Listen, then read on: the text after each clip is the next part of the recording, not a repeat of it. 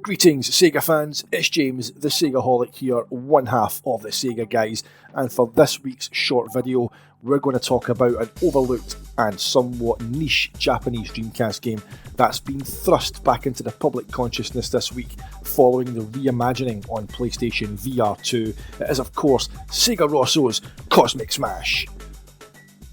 Welcome to Originally released on the Sega Naomi board, the game came to UK arcades in October of 2000, a fact that seems somewhat bizarre given that the decline in arcades had arguably begun in earnest several years earlier during the twilight of the Saturn years. See what I did there? Fun fact, one of the cabinets from Sega World in Trocadero is now in the possession of Jorg Tito, one of the men behind Cosmic Smash's VR reboot. Cosmic Smash wouldn't grace Japanese arcades, however, until January of 2001. In terms of gameplay itself, it's a pretty basic concept. Think Squash meets Tron, to put it as bluntly as possible. The game sees you progress through the passageway, with stages called the Cosmic Bus.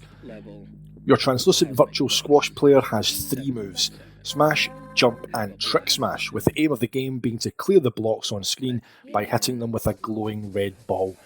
As the stages progress, the blocks increase in density, pattern of movement and speed of respawn, with score bonuses available for completing stages by using a trick shot or not losing a ball. Tangent time. Does anyone remember the video for Scream by Michael Jackson?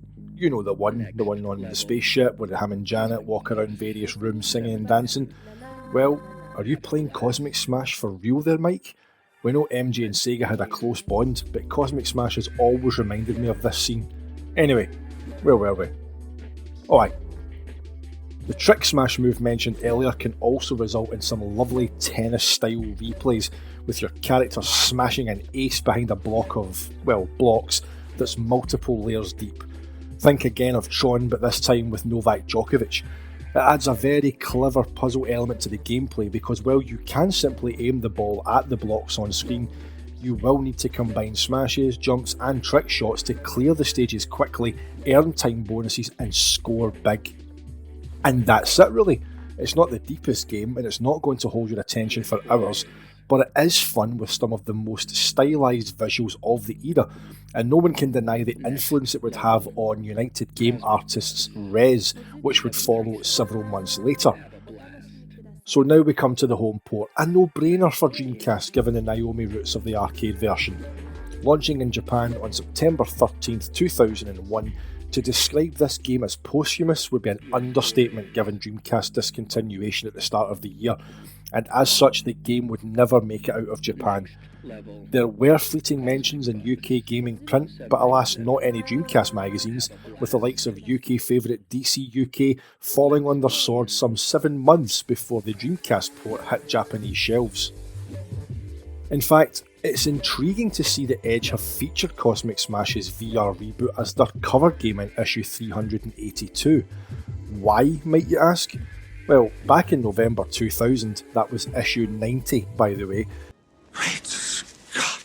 Edge gave Cosmic Smash's coin-op a barely half-page, 3-paragraph feature. It's a stark contrast indeed, even more so when you consider that the Dreamcast port was reviewed in December 2001's issue, that's number 104, with more screenshots taking up the print real estate than words. In the end, Edge scored Cosmic Smash 6 out of 10, suggesting it tried to reinvent Pong in a stylish manner, disguised in a retro-themed futurism. In summary though, I think they actually described it perfectly. A beautiful distraction, albeit with that lack of a hook to demand your long-term attention. At the time of recording, I was only able to find one Japanese Dreamcast review, the September 2001 issue of Dorimaga, with its 3 reviewers scoring the game 6, 7 and 5 out of 10 respectively. So, what did they have to say about it? The first reviewer states that once you understand the mechanics of the score attack, earning bonuses via trick shots and battling the clock, you'll fall into that familiar feeling similar to when you complete skateboard tricks on Top Skater. There's a game I wish we'd got on Dreamcast. Over time, the game becomes addictively fun, and the internet rankings are an excellent addition. However, with no continue function, it may not be a suitable game for the impatient, but they do recommend that everyone tries it at least once. The second reviewer, who was the most favourable, states that, good or bad, it's just like the arcade version, although it could have been released at a lower price and could have had some Dreamcast original elements added, like an extra game mode.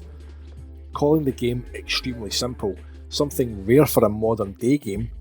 Wait till you see gaming in 2023. It's an ideal casual game that looks plain at first glance, but you won't understand the addiction until you play it. The reviewer also comments that since the stages exist on a branching map, even if you were to finish it once, you'll be able to go back and try out different paths. The final review, and the lowest of the three, was short and felt like the reviewer didn't spend much time with the game.